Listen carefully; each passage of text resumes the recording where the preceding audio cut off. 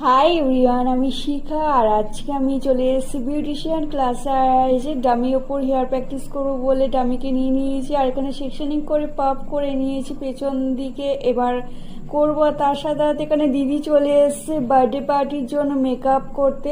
তো আমি ভাবলাম প্রথমে হেয়ারটাকে করে নিই, তো ক্রিম্পিং করছিলাম এখানে। যেহেতু ম্যাম ছিল না, ম্যাম কাজে গেছিলো, তো আমি একাই ছিলাম। তো দিদিকে ক্রিম্পিং করে নিয়েছি। দেখো, পুরো মাথাটা ক্রিম্পিং করার পর দেন আমি প্রথমে ভাবলাম আইশ্যাডোটা করে নিই।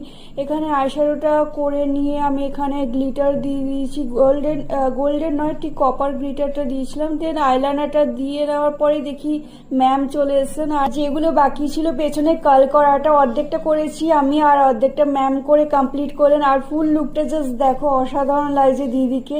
আর দিদি রেডি। আমার ফেসবুক থেকে দেখছো তারা আমার পেজটা ফলো করে দিও, ইউটিউব থেকে দেখছো তারা চ্যানেলটিকে সাবস্ক্রাইব করে